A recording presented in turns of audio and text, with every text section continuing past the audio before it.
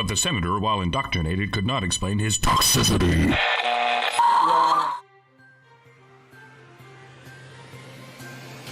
This is HBR News number 193.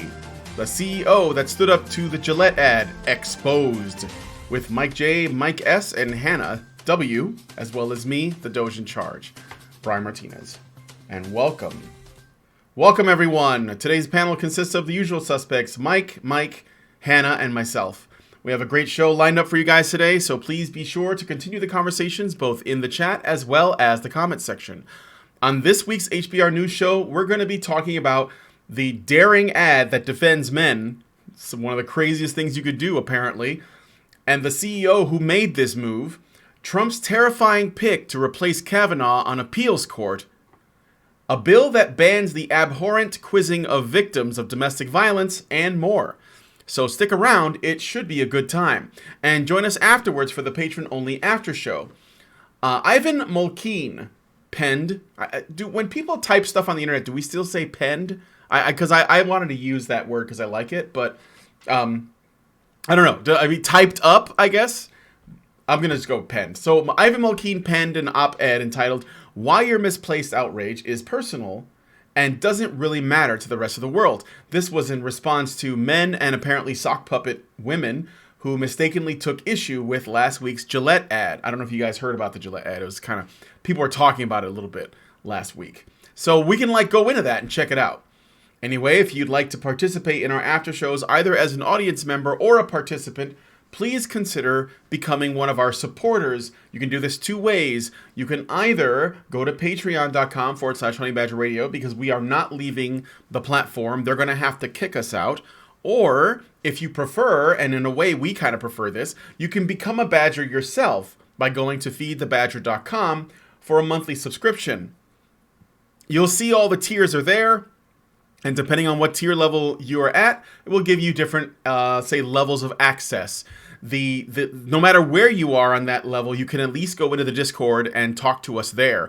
And that's by itself, that's totally worth it. So consider becoming a badger by going to feedthebadger.com and, make up a monthly subscription, a pledge, if you will. And if you don't want to wake up one morning to find yourself unable to find our content because YouTube finally dropped the axe on our channels, go to badgerfeed.com. That's badgerfeed.com. That's where everything lives that we make. All of the good stuff as well as the trash. And some people like our trash. I mean, one person's trash is another person's treasure, I guess. So I guess we don't just have badgers. We also have raccoons. I don't know. So I guess without further ado, we're going to go ahead and get into the stories. And it looks like I'm going to be starting this one. We're going to be talking about the exclusive... hold on a moment. I see we have a problem. Aha, there we are. I apologize. My dudes. Okay, so, exclusive. Meet the CEO that put his company on the line to stand up for men. Okay, just a moment. I'm sorry. Some stuff happened, and things have closed, and I don't know why. All right. Let me know if you guys can see everything okay. Elan Srolovics, CEO and founder of Egard Watch Company, responded to the infamous Gillette ad with his own commercial on masculinity. And of course, if you guys haven't seen it, I can put it on the screen. Elan says, but we do have a link to it in the low bar, in the show notes. Elan says he was warned by people in his company that the ad was a bad idea.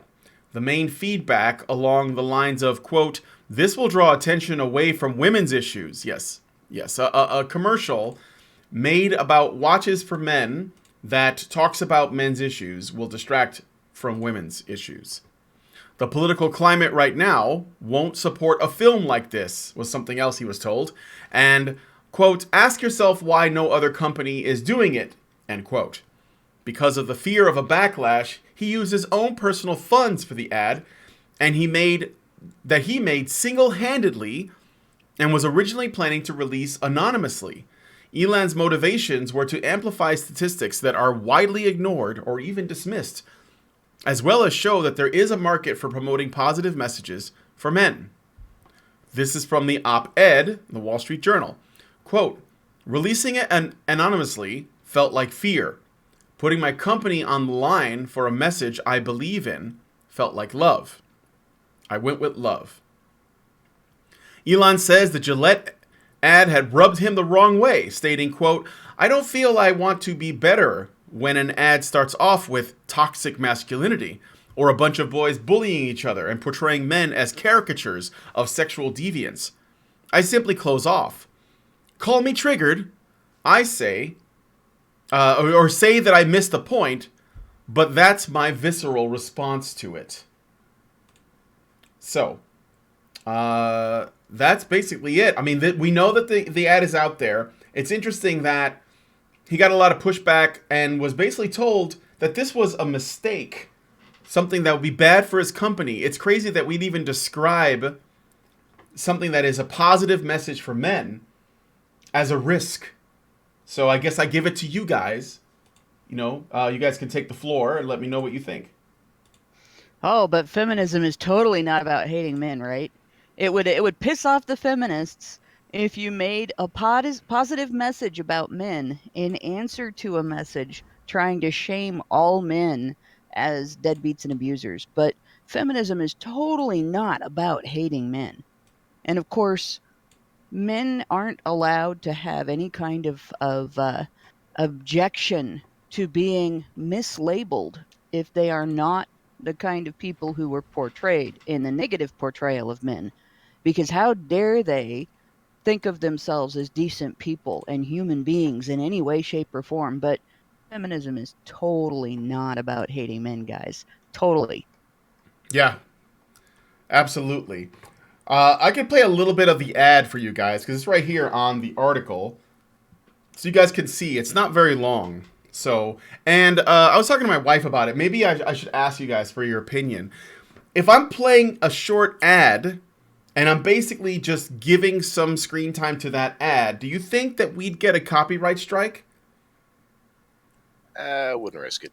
Okay, Yeah, I'll play half of it, then like we'll do a banana and play the other half. It's literally like 1 minute Yeah, long. because So YouTube uses an algorithm rather than asking the robots don't care. Yeah, Yeah. they don't. That guy's opinion on it won't matter. It'll be the YouTube doing it. yeah, okay.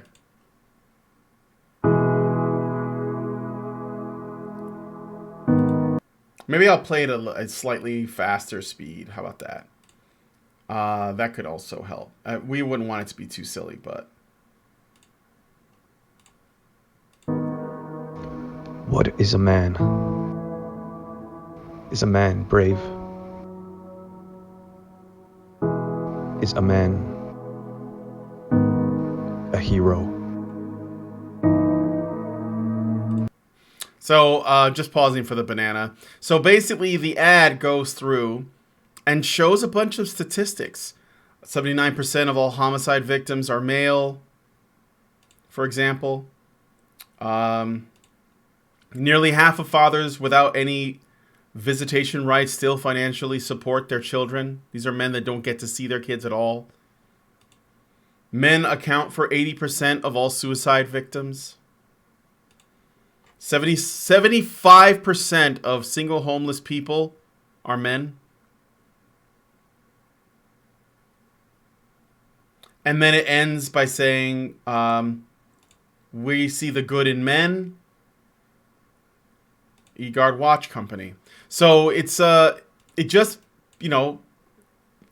makes the statement. It shows the facts, and I have to say that I was really surprised to see this ad, and I was pretty happy. I mean, I think those watches are probably outside of my price range, but I would tell you guys, if you think you can afford it and you want to support them, maybe buy a watch. I don't know.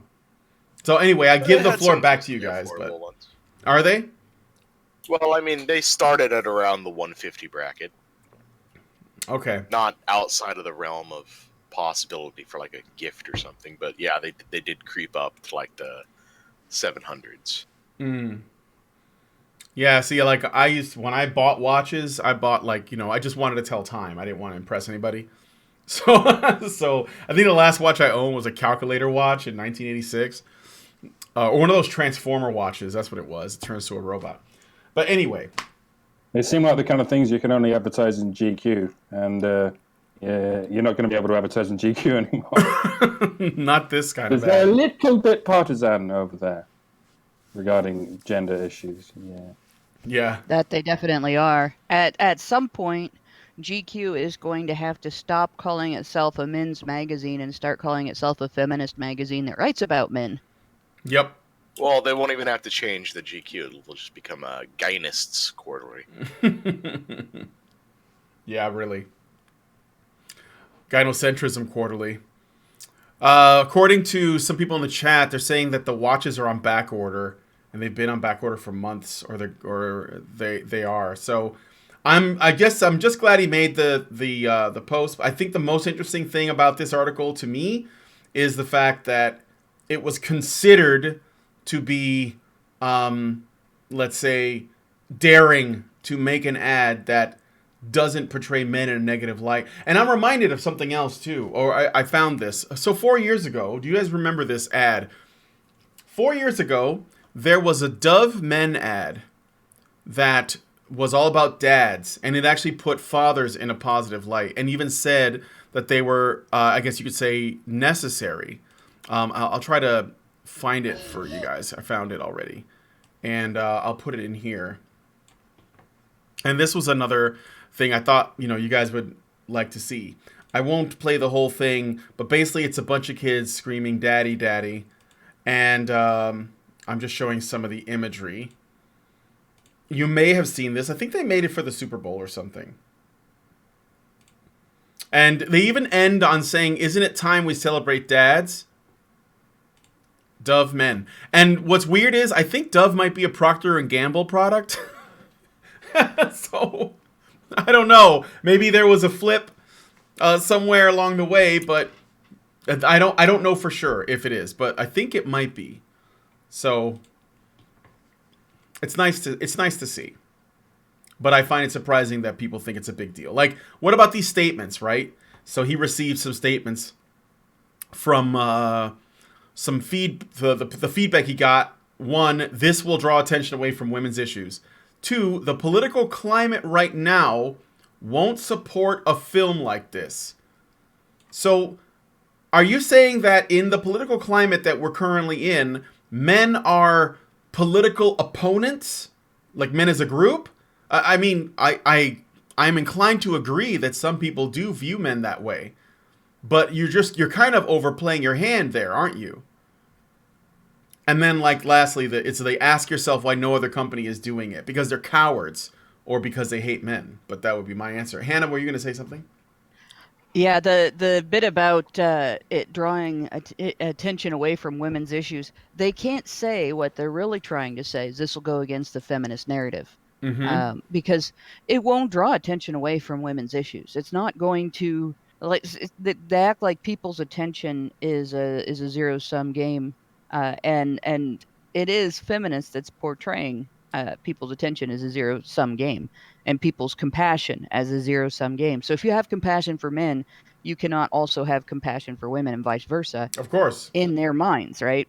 But the idea that feminists are the arbiters of women's issues has just been wrongfully accepted throughout society. And it's not. We do not have to pit women against men. We don't have to make men are bad a women's issue, because it's not the case. It's not true. And there are plenty of women, it's not just the women of the Honey Badgers and the women of A Voice for Men. I run into women every day on Twitter and occasionally on Facebook, although I don't use Facebook much, who are appalled at the messages, the anti-messages mail, the anti-male messages they keep running into.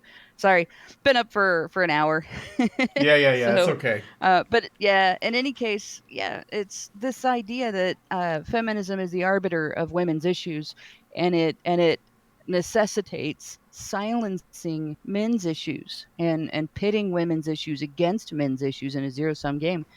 It's ridiculous and it's unnecessary. And every time feminists accuse men's rights activists of turning it into a zero-sum game, we ought to reference that statement that he received. You can't say anything positive about men because it'll draw attention from women's issues. Yep. By the way, Brian, fact check true. Procter & Gamble does own Dove. Okay. So what I'm getting from that is they've shifted politically since the Dove ad, because the Dove ad is 4 years old, and it seems like from the Me Too movement on, that's where this comes from, I think. So they probably just shifted. If you want to be really cynical, you could probably just say this whole thing was a big stunt to draw publicity, because Lord knows it has certainly done that. Well, it has drawn publicity, but it might hurt their sales. That is a cynical take, and I think that it's quite possible that they went that route. But I mean, they hired Kim Gehrig, a radical feminist, who makes like beautiful looking commercials with ugly content, and they did it. That was a purposeful decision. So I think and then honestly, after that, when they were like, asked for comment on all this controversy, they doubled down. So I think they genuinely believe it. I don't think this is just like for a profit. You would have to pander to men, or at least, I don't even want to say the word pander, because men don't generally respond well to pandering, but you would have to try to appeal to men in a way that I think this did not do. But I don't know. I think you can almost see the thought process. We're advertising to men. What do men like? Men like to be challenged. How do we challenge men? What's the best way to challenge men? Let's hire a feminist advertiser. and men will love that because they love that kind of challenge, and they haven't quite got their finger on the pulse, I think, is the problem. Yeah, no, absolutely. So I mean, I think that if anything, the P&G Dove ad probably shows how they did feel that men could be better, but the way that they presented it was to essentially paint dads in a positive light as necessary, because they are, and the ways in which they're good for children and families, which they are. Maybe they got a bunch of blowback from that ad too. I don't know if the dad ad got a lot of blowback, but anyway, guys, tell us what you guys think about the Egard watch guy and his ad, and do you think that this sentiment, that what he did is a mistake, is a true one, and that this will never become indicative of any trend of essentially advertisers trying to, or just people in media, they don't have to be advertisers per se, trying to paint men in a positive light and use the data that exists, that they actually now have access to make these statements? And lastly, I want to ask you guys, where do you think he got this information? I wonder if he saw the Red Pill movie, and it made him go, holy shit, how come no one's talking about this? I don't know, just something to think about. Anyway, we're going to move on to the next story, and this is a good one. It should be fun. So, Kavanaugh Court of Appeals replacement under fire for writings on campus hysteria, among other things. When Brett Kavanaugh was appointed to the United States Supreme Court, he left a seat on the United States Court of Appeals for the District of Columbia vacant. President Trump picked Naomi Rao, pictured here, an Indian American attorney. So she checks some boxes, that is currently serving as the administrator of the Office of Information and Regulatory Affairs. Several liberal advocacy groups have criticized Rao because of some of her previous writings. Okay, so what has she written about? Well, in 1994, Rao wrote for the Yale Herald about the, quote, hysteria over date rape. The questions that she asks, she questions laws about saying that an intoxicated person cannot give consent, saying that, quote, a good way to avoid a potential date rape is to stay reasonably sober.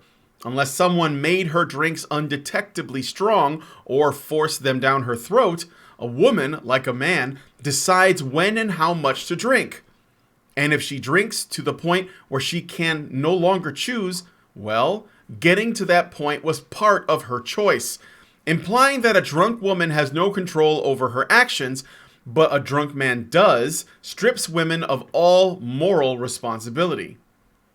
On feminism, the one thing you don't criticize, Rao wrote in 1993 that Camille Paglia, quote, accurately describes the dangerous feminist idealism which teaches women that they are equal. Women believe falsely that they should be able to go anywhere with anyone. Although I am certainly not arguing that date rape victims ask for it, when playing the modern dating game, women have to understand and accept the consequences of their sexuality. Some feminists chant that women should be free to wear short skirts or bright lipstick, but true sexual signals lie beyond these blatant signs. On multiculturalists, Rao said in a 1994 Washington Times piece, quote, underneath their touchy-feely talk of tolerance, they seek to undermine American culture. They argue that culture, society, and politics have been defined and presumably defiled by white, male heterosexuals hostile to their way of life. For example, homosexuals want to redefine marriage and parenthood. Feminists in women's studies programs want to replace so-called male rationality with more sensitive responses common to women. It may be kinder and gentler, but can you build a bridge with it? In response, Jess Davidson, the executive director for End Rape on Campus, says that, quote, her comments condone victim blaming and perpetuate the rape culture in our schools and society that are dangerous to all individuals. And she raped me when I was 17. Has that come out yet? No, they're gonna save that for the Supreme Court nomination. Yeah. Yeah. But holy crap, can we take just a moment to appreciate how fucking woke this woman was for the mid-90s? Yeah, exactly. Early 90s. Literally everything she was saying must have seemed fucking crazy back then, but it has all come to pass. You know, actually, there was a lot of criticism of the Violence Against Women Act passed in 1994. And at the time that it was being advocated, all of these political issues surrounding alcohol and campus sex and everything, those were sort of in the forefront of political discussion. And if you had a modem and you actually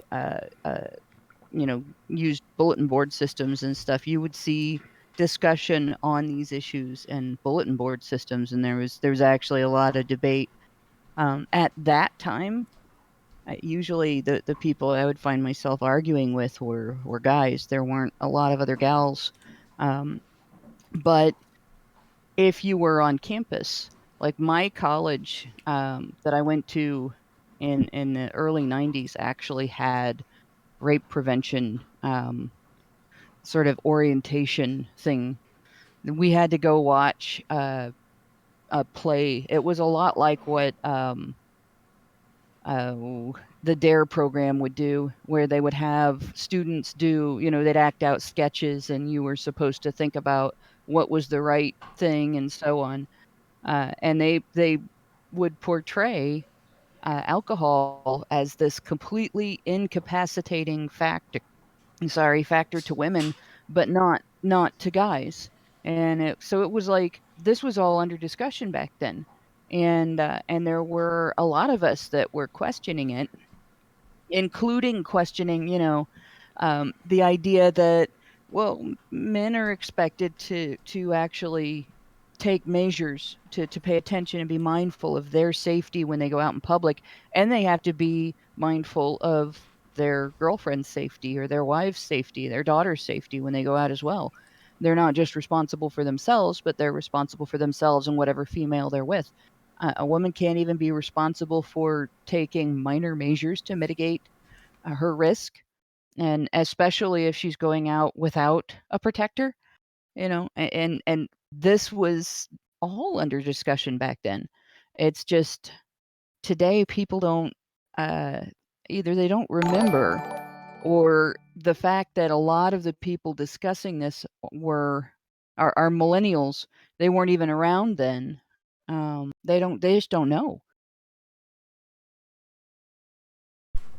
Yeah. And I'm surprised at all this stuff. I didn't know that this was a thing going on back in the 90s. Also interesting, I mean, not surprising though. BuzzFeed are the ones that dug into her old op-eds that were written 20 years ago. Well, imagine my shock. Yeah, in an effort to try to discredit her.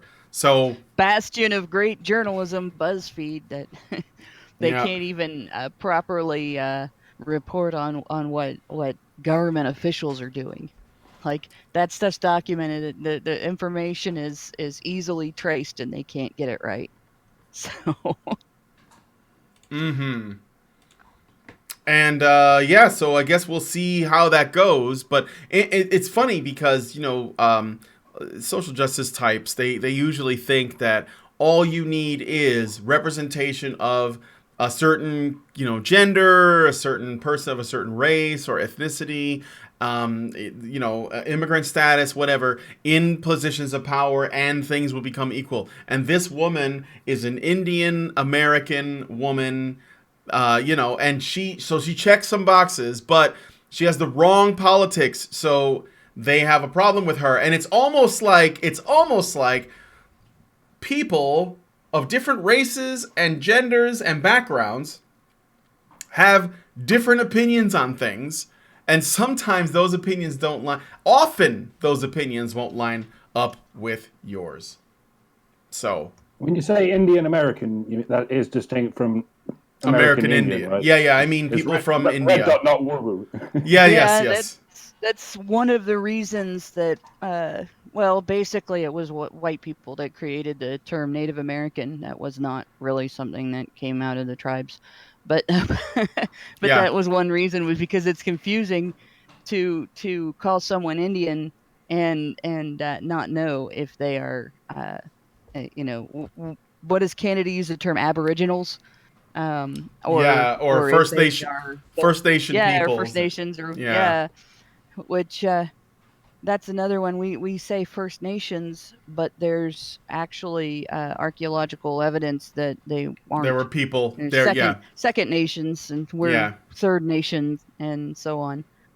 And if the political climate doesn't change, there will be a Fourth Nation, and it won't be the United States. So, and it sounds horrible, but I keep looking at this. You know, this stuff that we're talking about, this story, that came out of an area of academic study that never needed to exist, that was funded by basically the Ford Foundation was created as a way of not having to pay taxes on income.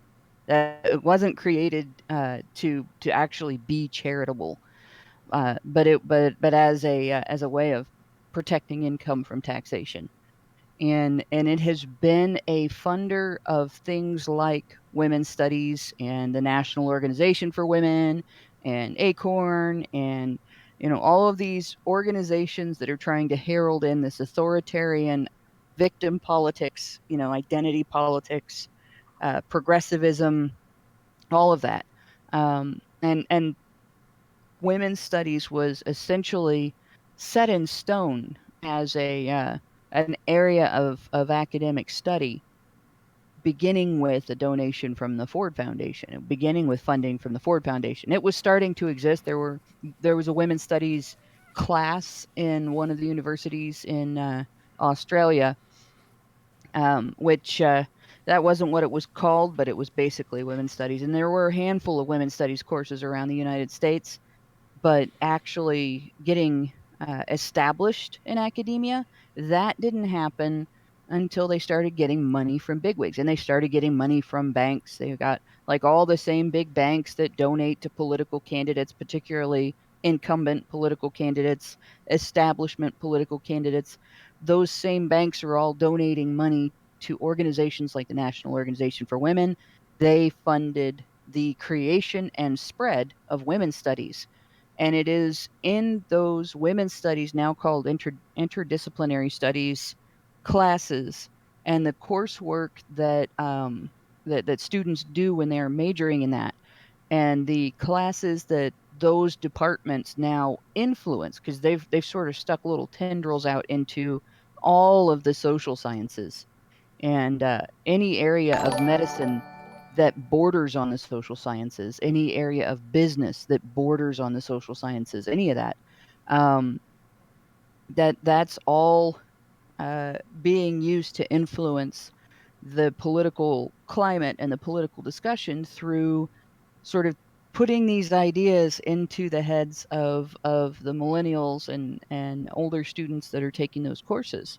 And then, of course, they go out into the world and they start demanding things from politicians. They start trying to influence the rest of society to believe this stuff. It's how we ended up, like the Violence Against Women Act. That was the reason that got passed, was because of statistics um, that came out of a study work done by a women's studies professor from Ohio, Mary P. Koss, and the push on university campuses by women's studies professors and their students.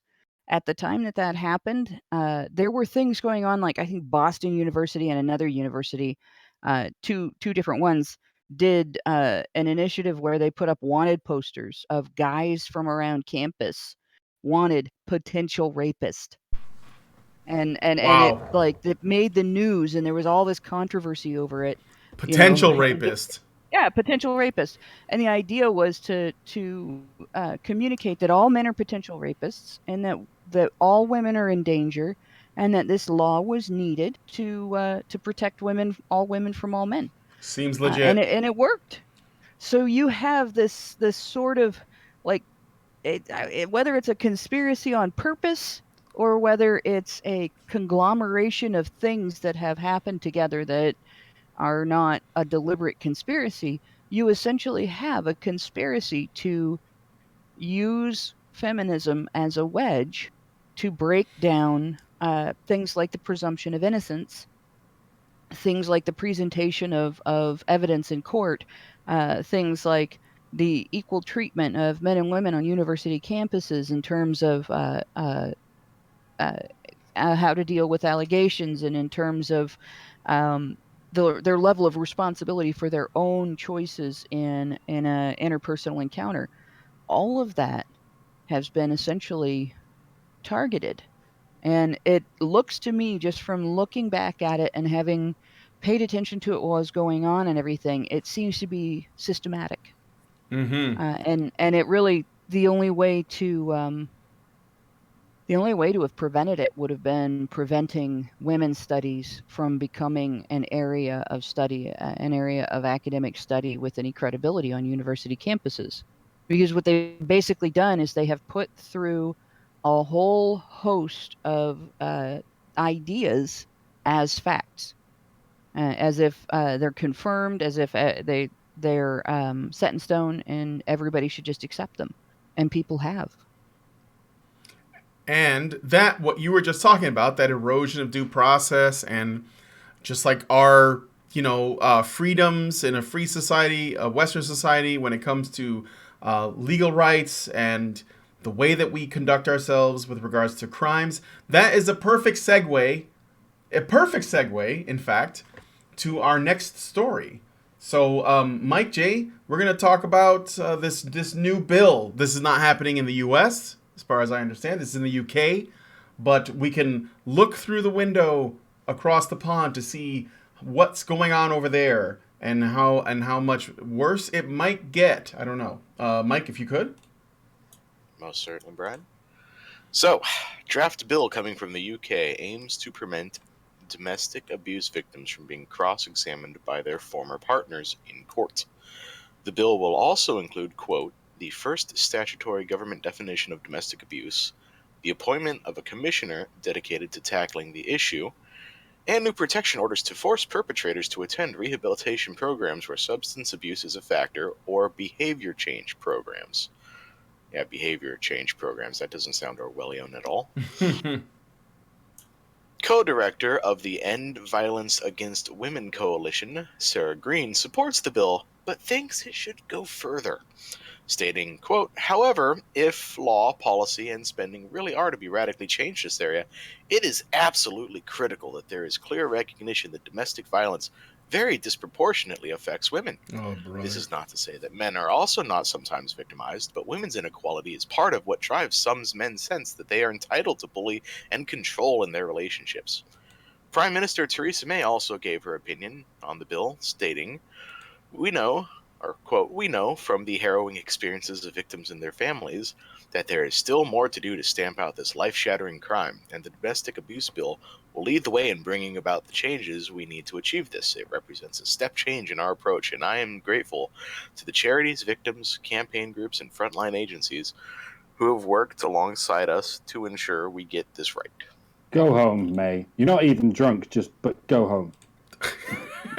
You fuck up everything you touch, May. Just go home. Put your feet up, drink some fucking cocoa, and enjoy your retirement. Yeah.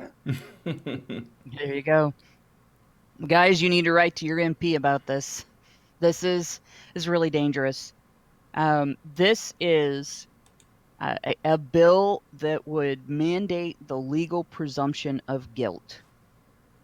It would mandate the legal presumption of guilt, and it would hinder a defense on the basis of mandating a legal presumption of guilt.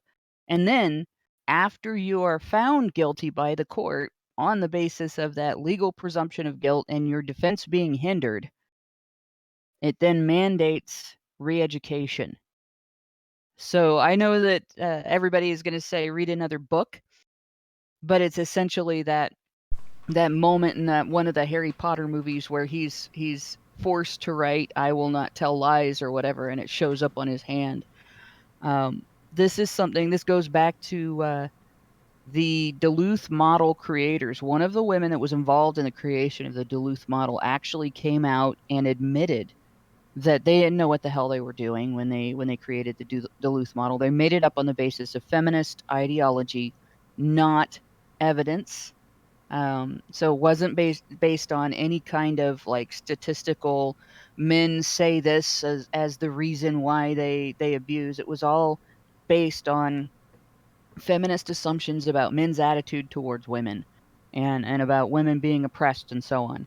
And then when they got men into their treatment programs, and the men in the treatment programs did not express the attitudes that they anticipated men expressing, then they basically turned around and said, "Well, you're just covering it up in your own head.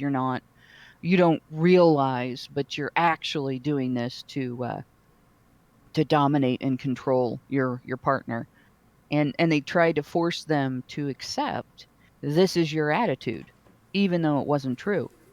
And that's essentially psychological torture, And if you do that to somebody who literally wasn't guilty, like no two-way violence, no one-way violence, no nothing, they were lied about, which happens. In fact, I've been to court with men that's happened too.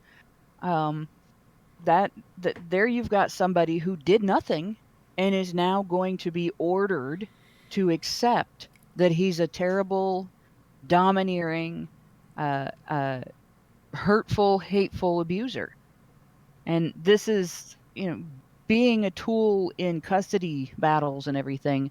This is essentially license for women who are unscrupulous enough to lie as part of their fight for their custody of their kids. Yep. This is essentially a means for them to torture their ex or the father of their children in the course of fighting for that custody. So this really is, and then the other end of it is, all right, so you establish in the UK that just in cases where, and notice the law says victim, by the way, and not accuser. But just in cases where it's domestic violence that's being accused and a man is the one being accused, we have now established, no due process rights. It's okay to deny the accused his right to face his accuser in open court, which has already happened to a degree with sexual violence cases in the UK. Where are they going to stop with that? Can they turn around and say, well, we're accusing you of tax evasion, but we think it's going to be too traumatic to our socially awkward investigators to actually have to answer questions about your tax evasion, so you can't cross-examine them. Your local business owner has accused you of shoplifting, but they're so upset about what you did that it's traumatic, for them to be cross-examined. So you can't cross-examine them, and anything that you're accused of. If that standard exists, there is no reason why the court can't start applying it to other things. And they may not be able to apply it on the basis of this law, but they may turn around and say, well, we've already got one law doing this. Let's add another and another. So you're basically under threat in the UK of losing your due process rights altogether. Oh yeah. Absolutely. Now, what are the odds that this bill will pass? Because it hasn't been passed yet, to my knowledge. It's just a draft. But it doesn't sound like Theresa May has anything against it as it stands. So you do have a chance to correct things, put it that way, if you're vocal. And I would hope that you guys have a few MPs and that are smart enough to know that this is a terrible idea and this is going to cause a lot of damage to families, to couples, and particularly to men, let's be real. Because even if you had a situation where there was a male victim, this probably wouldn't be used on him in the same way, or to favor him in the same way that it would if a woman had done it. So, it's kind of like they in the UK. They recently passed a law, I think, that made it a hate crime to engage in misandry or something. But the problem is that it's like nobody's gonna think that most stuff that is misandry. So it's a mistake because it won't be applied evenly anyway. And besides the fact that I don't think you can criminalize those things regardless. So. All right, so I'm going to read the super chats. Oh, yeah, go ahead. The question that's always been difficult to ask is it possible that women lie as much as men rape on any particular scale? Even if you can say that men are more biologically prone to rapiness, can you say that women are more biologically prone to lieiness, whatever the lieiness thing is? Liability. Yeah. But, there's no statistics on who's more victimized by lies, because that mostly goes into the unreported abyss type thing. Men make up 40% of reported domestic abuse cases, which is not, by the way, what I'd call the other side of, what do they call it? Very disproportionately affects women. I wouldn't call it very disproportionate. But yeah, I'm appealing to the unreported now, so I'm pissing into the wind. Well, there you go. I mean, I think that it's important to bring up. Also, since of the three types of relationships, I'm gonna limit it to three because I'm a trans bigot or whatever. The homosexual male couple, the heterosexual couple, and the lesbian couple. The lesbian couple has the highest rate of domestic violence. So even though they are a much smaller amount, number in the population, I wonder how that will work out, because again, May is prioritizing, and I'm sure the people who wrote this up are trying to prioritize women as the victims, specifically the violence against women coalition, VOC, I guess is how you would pronounce it. They should change the name. It's got to be a lot more like snappy than that. Yeah, it makes it sound like they're trying to promote violence against women. We're the Violence Against Women Coalition. Get over here, bitch. We're gonna beat the crap out of you. Like it does. It really Valk. sounds like that. Valk. Usually that, you're like they have the National Organization for Women. They have the suffragettes were for women's suffrage. So wouldn't the Violence Against Women Coalition be for violence against women?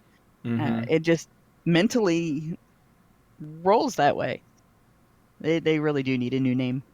Yeah, they do. Okay, so Chris Stewart gives us $4.99 and says, "Hey, have any of you read Fate of Empires by John Hubbard? If so, what are your thoughts? It brings up women in academia and politics." I think that was in response to you, citing Harry Potter, and he's offering Yes. another book There that we you should go. probably read. No, I haven't read it. I never heard of it until you mentioned it. So, I have heard of it and I haven't read it. okay. So Well, there you go. Recommendation. Okay, next is Ciara de Flora because it's $5, and she says, I think it's a she.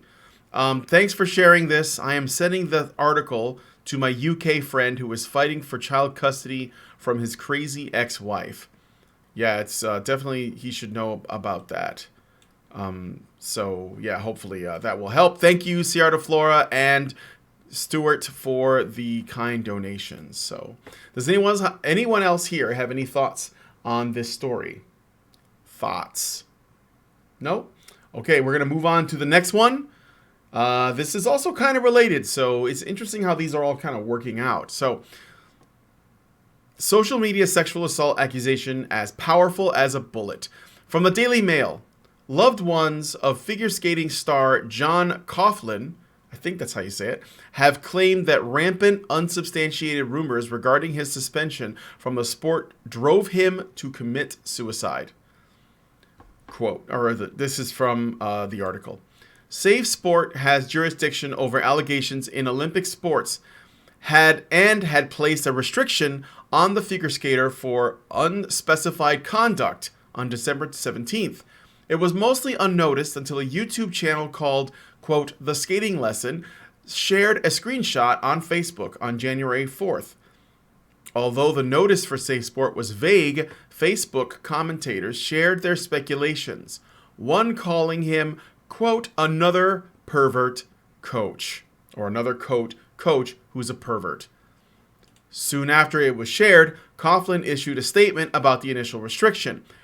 While I wish I could speak freely about the unfounded allegations levied against me, the Safe Sport rules prevent me from doing so since the case remains pending. I know only that the Safe Sport notice of allegation itself stated that an allegation in no way constitutes a finding by Safe Sport or that there is any merit to the allegation. Coughlin then received an interim suspension from Safe Sport and was barred from activities sanctioned by the skating body or the U.S. Olympic Committee. Those close to him say Coughlin felt he had lost everything and was hurt by the rumors and accusations. Just one day after the suspension, Coughlin committed suicide. He was 33 years of age. Delilah Sappenfield, Coughlin's former coach, who was by his side when he claimed 2 national titles in 2011 and 2012, told DailyMail.com the following, quote, John lost his reputation, his name, his work, his dignity, and what he loved most, skating.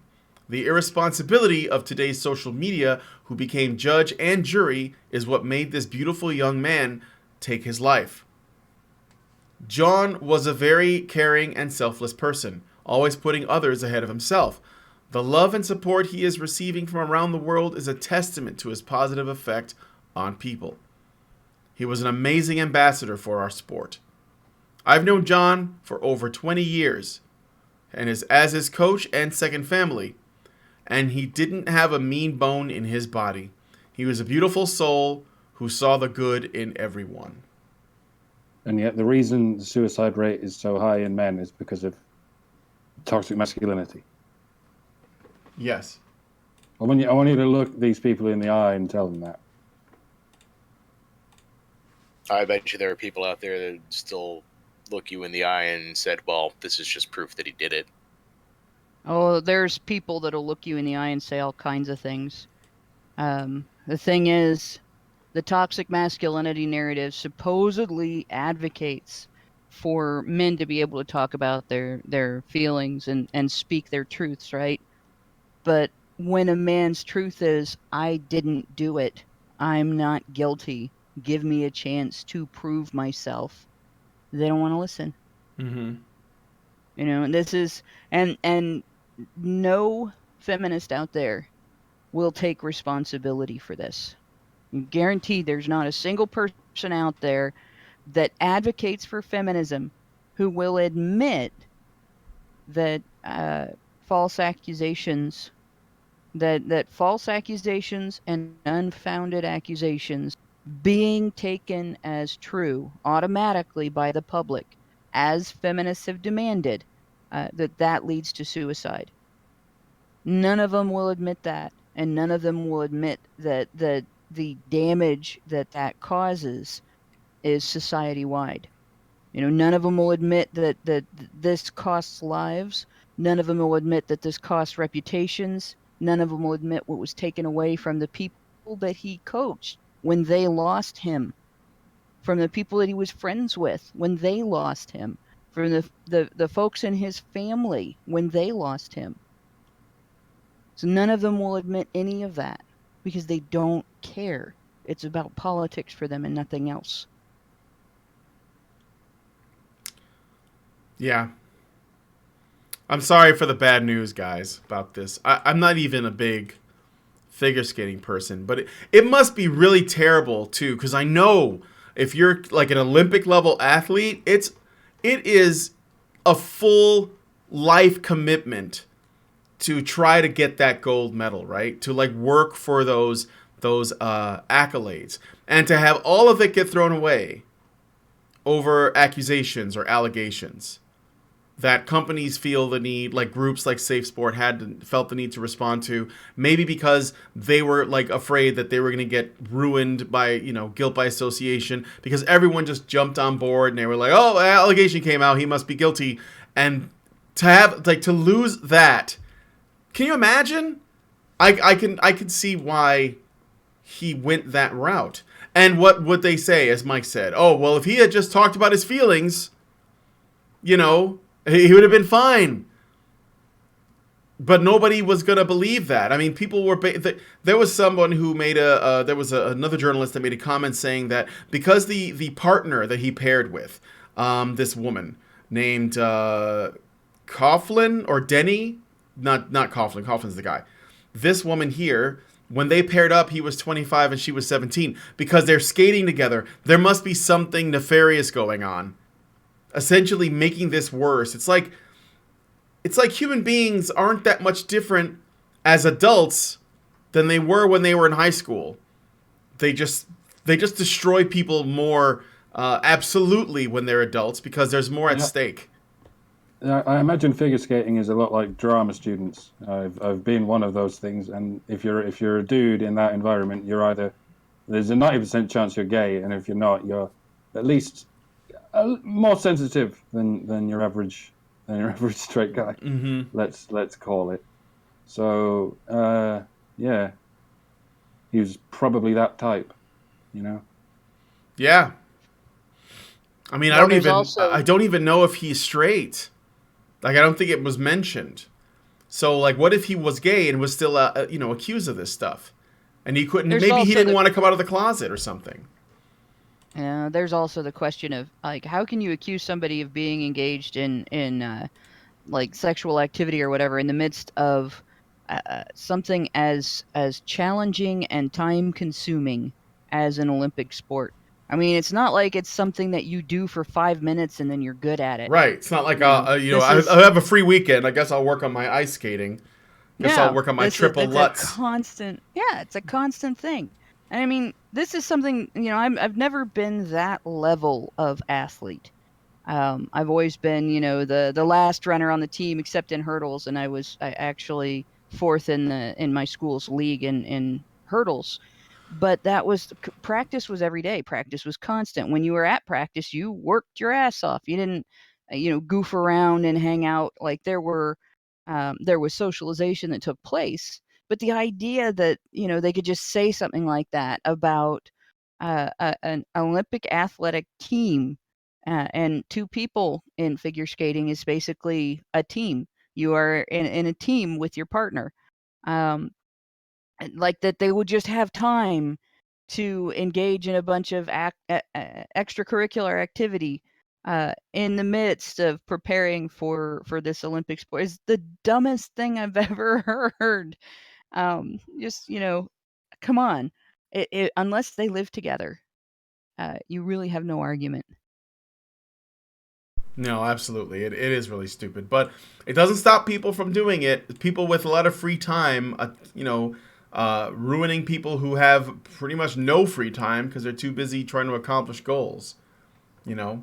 So it's sad, but there you go. My condolences to... There used to be people out there who would like ride famous people's coattails by claiming to have had an affair with them, and that way they get in the paper. But that's just not spicy enough these days. Yeah. So You know, my condolences go out to John Coughlin's family and loved ones and people who are close to him, because I know this is probably really tough. Go ahead. I was going to say, I think a lot of the juvenile behavior in terms of rumor mongering and the high schoolish who's sleeping with who and all that among adults in the United States today.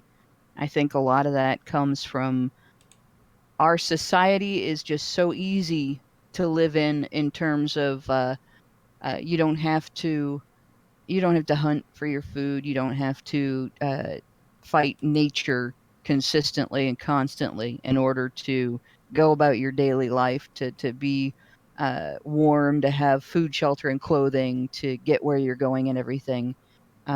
We complain when the weather's bad because it's the only time we ever have to fight with nature, right? So we don't have the conflicts that we would have to struggle. And adult life isn't the struggle that it was even just 100 years ago, much less like 200 or 300 years ago. And Yep. so people don't mature like they used to.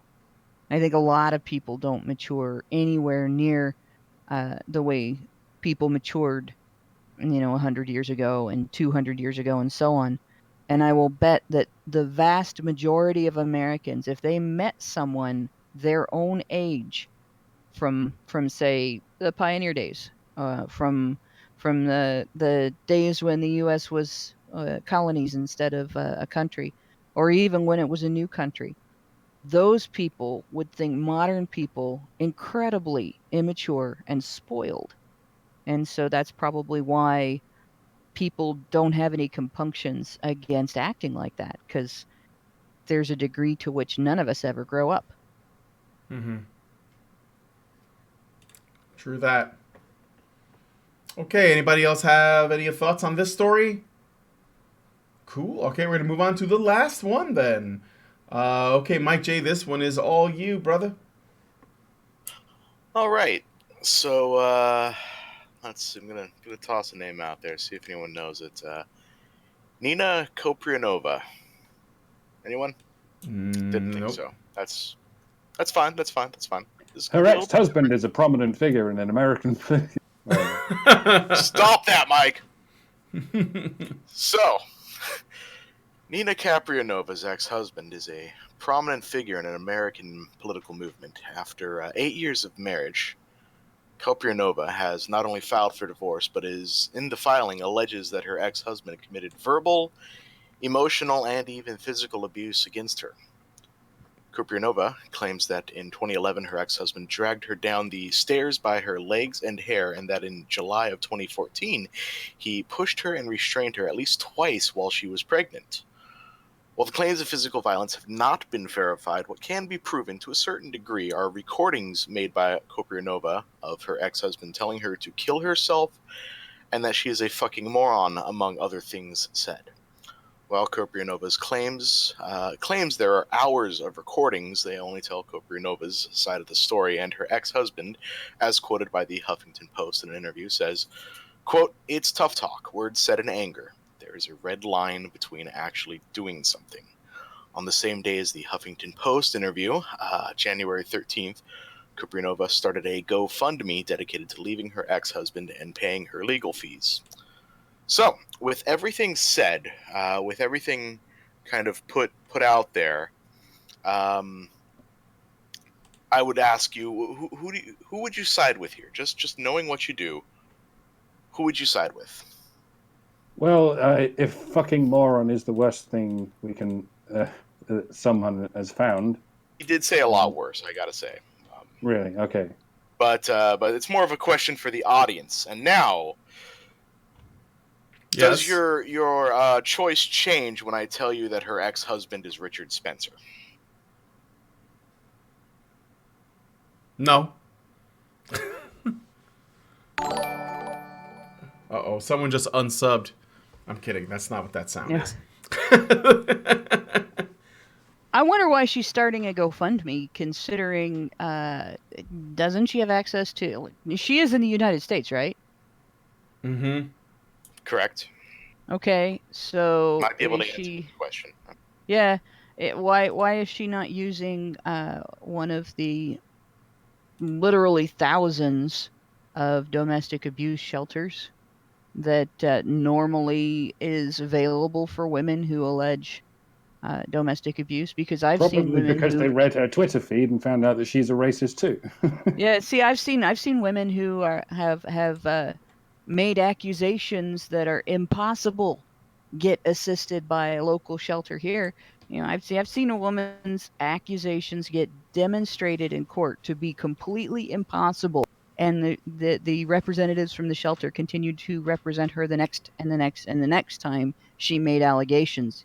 And each time allegations were proved false, not just unable to be proved, but actively proved false, they sort of made a little hash mark in their book, and when they came back at the end of it, they got a restraining order on the basis of the previous false accusations. She's afraid of him because he's been accused a number of times. And that was with the assistance of one of these organizations. So here we have a woman, she's got physical evidence of at least verbal abuse. And now, granted, we don't have any information on her side of those conversations. We don't have any information on what took place before she began recording, so we don't know if she recorded the end of a long fight in which she was giving as good as she got until she couldn't take it anymore. But what we do know is these types of organizations normally consider these types of statements to be verbal abuse, to be emotional abuse, and they're enough normally to get an organization like this to help a woman. So, they'll help women that are on meth. They'll help women that sell drugs. They'll help women who have engaged in abuse themselves. They'll help women who are abusing their children. So I don't understand why they couldn't help a woman who has political attitudes they don't like. Why hasn't she gone to one of these organizations? I would be very curious to see if she asked them for help and was turned down because of her politics. Because if that's the case, then that's a good reason why these organizations should not receive federal funding, because they're not serving their purpose. They're now political organizations. And then if she's just choosing not to ask for help, but then turning around and using it to run a GoFundMe, then that makes me suspicious of her motives. Is she just in this for money? Mm-hmm. Or is this really a serious situation for her? Yeah. Apparently, the fuck you, please kill yourself. I hope you kill yourself. I would actually respect you. You're a disgusting cunt. It's part of an argument that they had via text, so it's not actually like she's got like screenshots. Yeah. She had recorded audio too. She had recorded audio. Did you in conjunction with it? Okay. Didn't hear any of them. I mean, I'm assuming it's part of the proceedings. Case. Yeah. Okay. As I know, is still underway. Well, I guess the only thing I would say about this is that Richard Spencer deserves due process too. So, I don't really have. I don't. That's Yeah. the exact best that I can say in this case. Yeah. I He mean, serves the day in court like everybody else. I don't. And, Yeah, I don't agree with his politics. I don't think he's necessarily scummier than any other sort of ethno-nationalist types. And then there are people who have been that way for many years that exist in the public sphere and get to be on CNN and get to be on MSNBC and they make millions of dollars off of the communities that they work with. They get to make appearances for tens of thousands, and it's just like I disagree with the politics that they believe in. I disagree with their ideas, but I don't want unjust things to take precedence just because I don't like what people believe. I prefer that Right. if there's gonna be a comeuppance, it should be something that happens like organically through, I guess you could say, legal means. Like I don't even want people to get assassinated or anything like that. I don't think that those are things that you wish for. I think that's just really bad. It's bad juju in my opinion. So I think Spencer deserves. And the other thing I will say really quick is that the alt-right, they may not think that feminism and like gender issues are stuff that's worth talking about, because I've seen that come up in conversation. But this is showing you that you may not be interested in feminism, but feminism is interested in you, and that goes for any sort of women's issues. Like you can make your ethno state if you like, but there will still be feminists in it. And so they're going to destroy it anyways. And that's what I'm saying. Like you're if you're focused on ethnicity and race, you are looking at the wrong things. Those are not priorities. That's all I'm saying. So Mike, if you can talk now. Sorry. Yeah, she might have trouble with this attempt at a redemption story. I used to be a sinner, but then I found Jesus, and now I'm preaching to all you lovely people. And there's the equivalent of that in the old manosphere as well. I used to be a MGTOW and an MRA, and then I saw the light. And can she get away with it? Yeah, I used to let Richard Spencer inside me, but now I'm not tainted anymore. No one's going to buy it because, like I said, they're still teenage mean girls, and it's like you went with Cartman. They're just going to giggle at you forever. Yeah. Build a wall around your vagina. I think that's called a female condom. I don't No, this situation though, this is odd. Just that one detail is just something about that just doesn't sit right with me. Like why she didn't go to a shelter to ask for help, because it's not like those are a secret. It's not like they're nobody knows they exist. It's not like they're hard to find or anything. In fact, around here they actually advertise on billboards. You're probably being abused. Call us. I mean, it's that blatant. So this idea that she can't get help, that just is I can't say it's necessarily a red flag for me, but it's a weird flag, and something about this is weird to me. Now, I don't care who the accused is, and I don't care who the accuser is. You're right. Due process is it's important regardless, and both sides have the right to a fair trial, and everything, to a fair hearing of the evidence, and I think all of the evidence should be admissible, and probably some of it won't be because of the way our laws are set up, but it just that blows my mind. Why is she not going? Why has she not gone to a shelter for help? Why has she not gone to the VAWA funded women's advocate and said, I need help in court? Why is she relying on GoFundMe like it's her only recourse and resource? Why? That's a good question. I don't know. I think that there's I do think that there is something. Now, another thing could be that she isn't, like you said before, she's not getting any help because of who she is and who she was married to.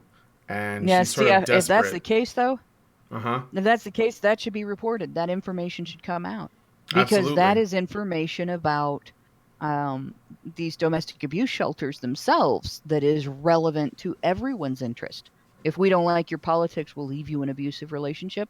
Is that what they are supposed to do? Mm-hmm. Are they supposed to say, well, we're here to help women, but only the right women. If you're the wrong woman, you can go fuck yourself? Imagine if government shelters acted like government media outlets. Just imagine.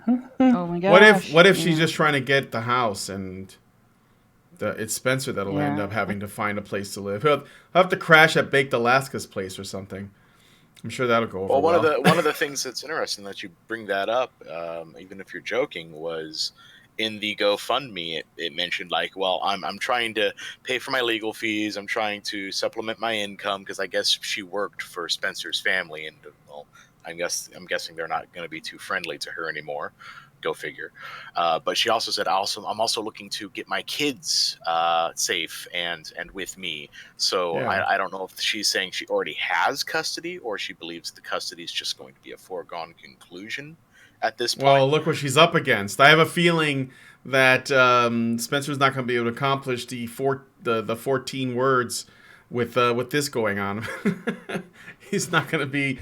I don't think it's.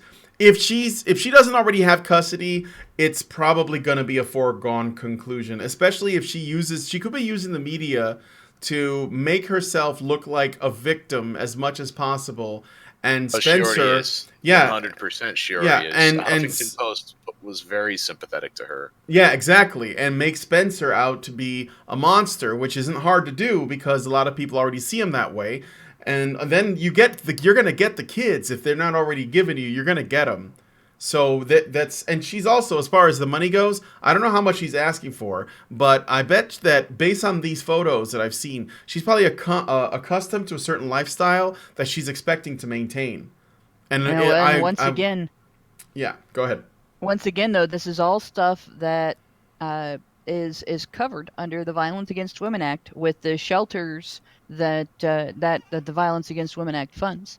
That all of the services that they're funded to provide, giving her a place to stay with her kids, defending her in custody cases. All of these are things I saw local shelters here in the Dayton metro area, in particular the one that was representing the accuser in the 7 years in hell case. They provided all of that stuff. They gave her money. They gave her legal assistance. They gave her advice. They gave her a place to stay. All of that stuff. So I don't understand why she needs a GoFundMe for any of that. Yeah, she's probably just expecting to get money. I think I it's have to wonder if Spencer's going to pull an Alex Jones defense. It's just a character I play for the sake of the crowd. I'm LARPing. Hi, my name is Amy Fleming. I've been wearing this man's skin for several years as an experiment. It's just a social experiment, bro, and you guys passed. You passed with flying colors. Can I have my kids back? Well, as of right now, in the last 8 days, with the help of 72 people, she's gotten almost a tenth of what she wants, which was 25,000. It's currently sitting at 2,440. yeah. That's going to be a tough sell, man. It's going to be a tough sell. If she manages to get a lot of money and then scam people, I don't know. It's like gynocentrism is just unstoppable. Like the wife of the ex-wife of probably one of the most hated people, if not the most hated person in the country, that then can get this kind of money, this kind of support. I'd be amazed because vagina. I'm sure there will be people who will believe her just because of who he is. Mm-hmm. Oh yeah. Okay, well, any final thoughts on this story or any of the other ones from you guys? She is the final thought. She is the final thought. That's right. The final boss thought. We didn't mention the Covington thing once. Not MAGA kid, not smallpox. Oh, Skrillex, no, I just yeah. did. Damn it, I just did. Yeah, you did. I didn't, it's not Non-story. a non-story. It's the biggest nothing burger of the century. It really Standing is. there menacingly. There is one thing about this story that is a story. But the media's reaction is the fucking story, Yeah. you know? That's the story. The fact that nobody fact checked, nobody looked into it before they started reporting on it, nobody went to find the rest of the, because like, how many phones do you see up in that video? How many people filming do you see in that video? I've seen at least 3 different angles. Nobody, but you can see that there are like at least a half a dozen, if not more, with their phones up. So there are videos out there. And they can identify those people and ask if they can see that video before they do their reporting.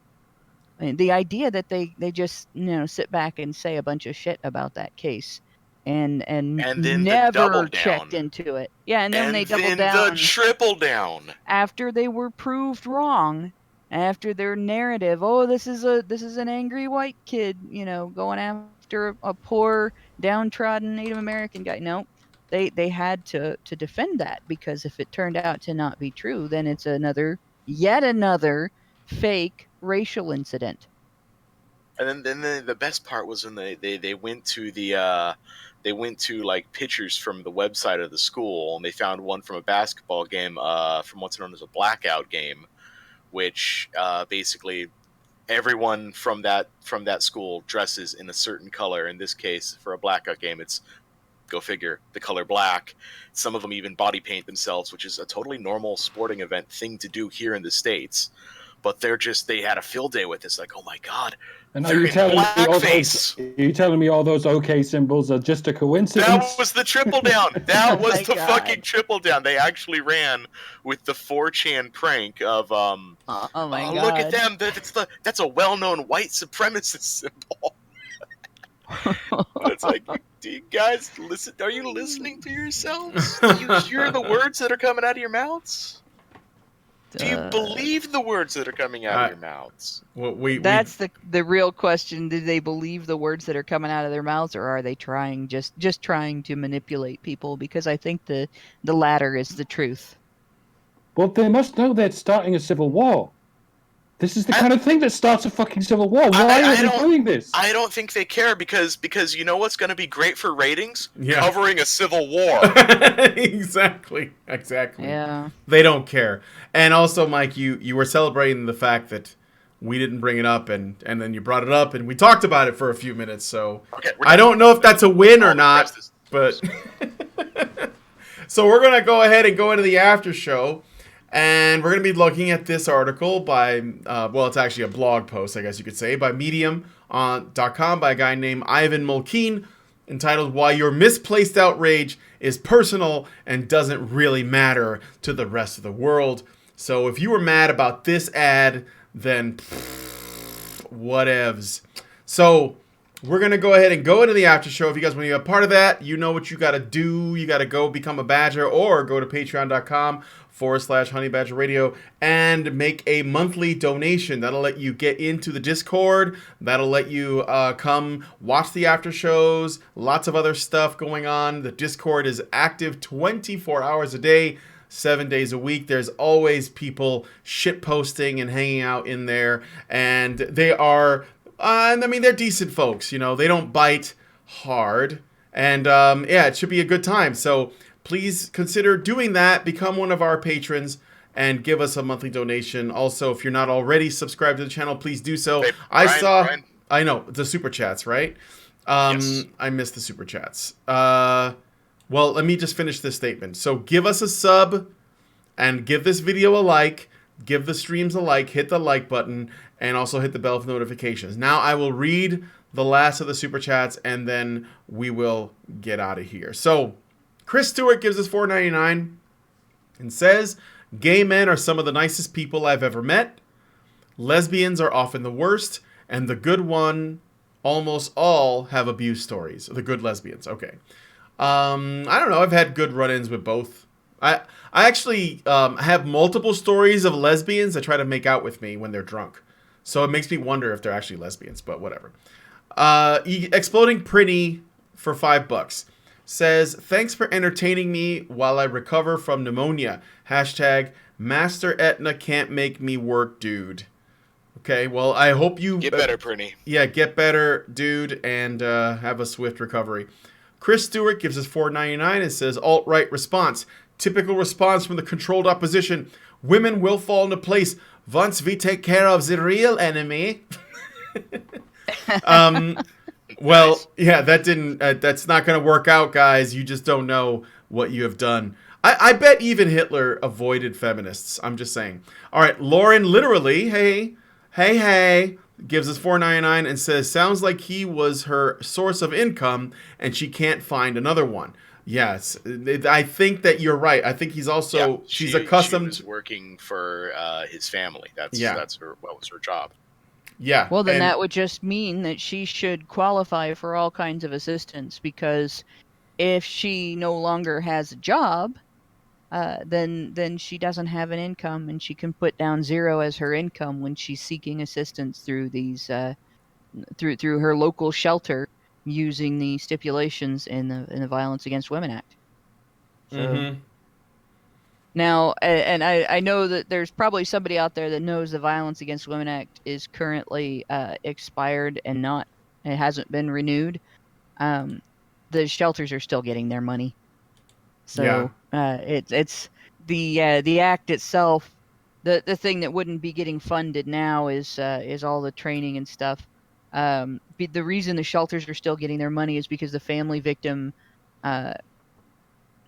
Violence Prevention and Services Act is still in effect. And then that's what established and funded the shelters. So there's really no excuse for her to need a GoFundMe. If she has no income, she's eligible for all of the assistance that's available to women in her situation, her supposed situation. So the more I hear about her situation, the more I wonder why she is using a GoFundMe instead of a domestic violence victim shelter and the attached services. I would be curious to find that out. Mm-hmm. Yeah, that would be good to know. I definitely think there's fishy shit going on there. So yeah, good catch, Lauren, for pointing that out. So with that said, we are going to go on the app show. We're going to look at this thing. Like I said, guys, sub. You know, if you're not already, give it a like. Leave a comment. Comment to any of the stories. Tell us what you think about what we talked about. And consider supporting us at Feed the Badger or Patreon.com. We're going to go to the after show now. We'll talk to you guys later. Thanks for coming on the show, and have a lovely, lovely afternoon. And evening, I guess, if it's late enough. Have a lovely evening. Or morning if you're in Australia. Well, you know what I mean. Talk to you guys later.